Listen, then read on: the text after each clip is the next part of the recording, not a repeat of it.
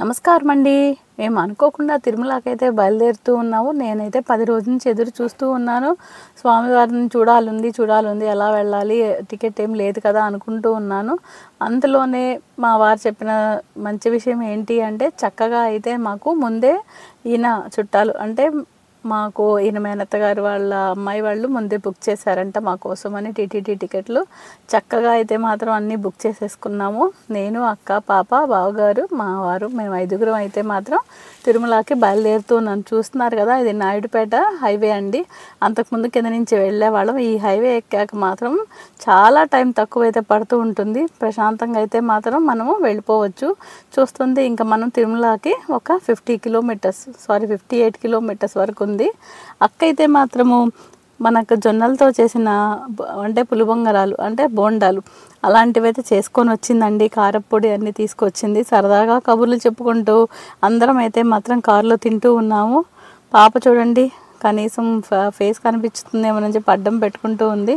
ఇలా సరదాగా అయితే మాత్రం మా ప్రయాణం తిరుమలకి అయితే సాగుతూ ఉందండి. అక్కని అడుగుతూ ఉన్నాను, అక్క ఎలా చేస్తున్నావు, చాలా బాగున్నాయి ఈ బోండాలు, జొన్నలతో నేను ఎప్పుడు చేయలేదు. అక్క అయితే బాగా చేసిందండి, చాలా బాగుంది. చూడండి, తిరుమల కొండలకి దగ్గరలో వస్తుంటే వాతావరణం ఎంతో బాగుంది. పక్కన చూడండి చెట్లు ఎంత చక్కగా పూలు పూస్తున్నాయో కదా. ఇలాంటివన్నీ చూస్తూ ఉంటే మనకు చాలా బాగా అనిపిస్తూ ఉంటుంది కదా. అదిగోండి పక్కన తిరుమల గిరులు, కొండలన్నీ అలా కనిపిస్తూ ఉన్నాయి. కింద వచ్చి చక్కగా పూలు ఇలా పింకిష్ కలర్లో కనిపిస్తూ ఉంటాయి. ఎంతో బాగుంది కదా. ఇలాంటి ప్రకృతిని చూస్తుంటే మనం మైమర్చిపోతూ ఉంటామండి. చూడండి ఎంత అందంగా ఉన్నాయో కదా. మరి ఇక అక్కడి నుంచేసి మేము ముందు అమ్మవారి గుడికి వెళ్దామని చూసామండి, కానీ వీలు పడలేదు. నేరుగా అయితే మాత్రం శ్రీనివాస మంగాపురానికి వెళ్తున్నాను. చూడండి మధ్యలో ఎంత ప్రశాంతంగా ఉందో కదా వాతావరణము. ఆ మబ్బుల్లో తిరుమల కొండలు ఎంతో అందంగా కనిపిస్తున్నాయి కదా. ఇక అక్కడవి చూసుకుంటూ మేము శ్రీనివాస మంగాపురం అయితే వచ్చేసామండి. మీకు చూపిస్తున్నాను చూడండి. శ్రీ కళ్యాణ వెంకటేశ్వర స్వామి అక్కడ కళ్యాణం కాని వాళ్ళు అక్కడ కనుక కళ్యాణం చేయించుకుంటే తొందరగా పెళ్ళిళ్ళు అవుతాయని ఒక నమ్మకం అయితే ఉందండి. అందరం కలిసి మేము కాలినడకన వెళ్తున్నాం కాబట్టి మధ్యలో వస్తుందండి శ్రీనివాస మంగాపురం మనకి. దాని తర్వాత శ్రీవారి మెట్టు అయితే మాత్రం వస్తుంది.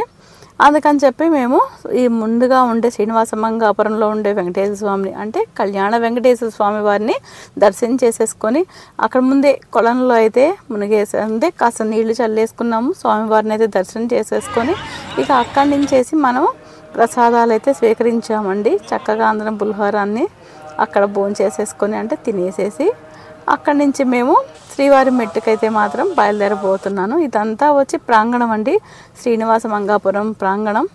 మీరు ఎవరైనా సరే ఎప్పుడైనా శ్రీవారి మెట్టుగుండా కనుక వెళ్ళాలి అనుకున్న వాళ్ళకైతే ముందు మంగాపురంలో శ్రీనివాస మంగాపురంలో స్వామివారిని దర్శనం చేసుకొని అప్పుడైతే మాత్రం మనము శ్రీవారి మెట్టుగుండా కొండ మీదకి వెళ్ళొచ్చు. ఇది ఇక్కడ ముందు కొంచెం పసుపు కుంకుమ వేసుకొని స్వామివారికి ఇక్కడ నమస్కారం చేసుకొని లోపల ఇంకొక వెంకటేశ్వర స్వామి వారు ఉంటారు, అక్కడ దర్శనం చేసుకొని ఇక అక్కడి నుంచి అక్క వాళ్ళైతే మాత్రము పసుపు కుంకుమలు మెట్లకు పూజించుకుంటూ అయితే వెళ్తూ ఉన్నారు. నేను మాత్రం ఊరికే నడుచుకుంటూ ఉన్నానండి. ఈ భాగ్యాన్ని కూడా ఆ స్వామివారే ఇచ్చారు. నేను అసలు కాలినడకతో వెళ్తానని కానీ వెళ్ళగలనా అని కానీ ఆలోచన అయితే నాకు రాలేదు. ఎట్లాగో స్వామివారు అనుగ్రహించి నన్నైతే మాత్రం కొండ మీదకి తీసుకెళ్లారండి. ఇలా అక్క వాళ్ళతో పాటు నేను కూడా చాలా ఈసారి ఎప్పుడూ లేనంత తొందరగా అయితే మాత్రం కొండ మీద ఎక్కామండి. 1.25 గంటే పట్టింది. చాలా బాగా అనిపించింది. మధ్యలో అక్కడక్కడ చిన్న జల్లులు పడుతూ ఆ వాతావరణమే చాలా బాగా ఉండిందండి. గోవిందా గోవిందా అనుకుంటూ స్వామివారి కొండపైకి అయితే మాత్రం ఎక్కుతూ ఉన్నాము. చూడండి అక్కడక్కడ మనకు ఇలా రాళ్లతో పెట్టున్నారు కదా.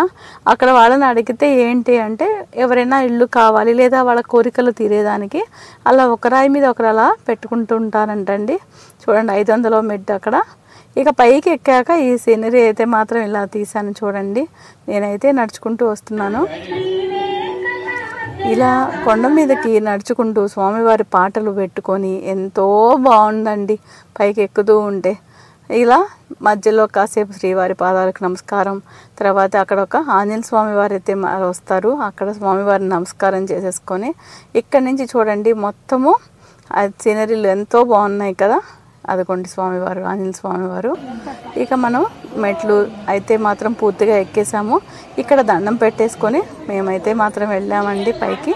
చూడండి ఇక్కడంతా కనుక పిల్లలు చక్కగా అన్నీ వేస్తూ ఉంటే చూసాం. అంతలోపలే ఈయన బావగారు వాళ్ళు కారు వేసుకొని అయితే పైకి వచ్చేసారండి. నేను పాప అక్క అందరం కలిసి అయితే మాత్రం ఇలా వెళ్తూ ఉన్నాము. ఇక అక్కడి నుంచేసి ముందుగా మనం తిరుమల క్షేత్రానికి కనుక వెళ్తే వరాహస్వామి వారిని దర్శనం చేసుకోవాలి అనుకుంటారు.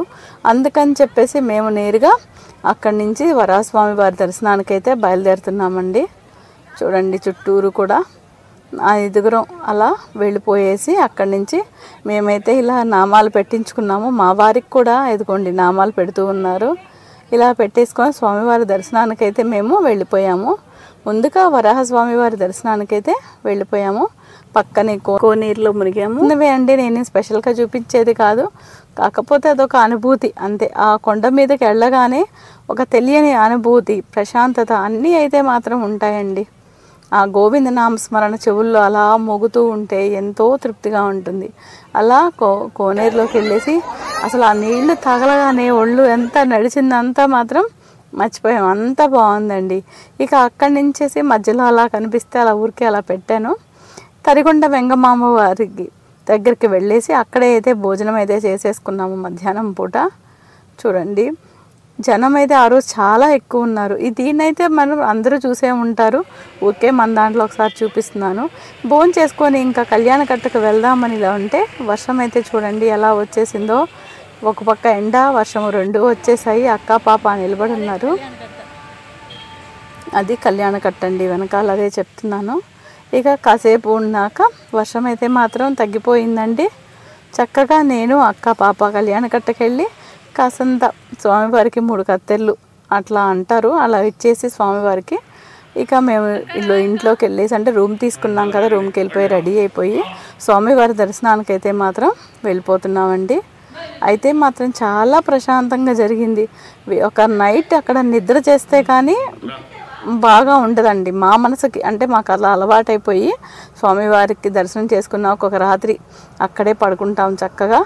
తర్వాత ఇంకా తెల్లారి లేచేసి ఇంకా కిందకైతే మాత్రం బయలుదేరుతున్నాం.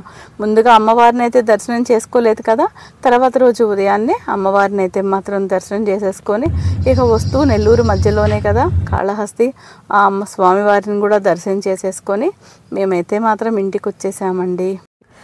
Thank you.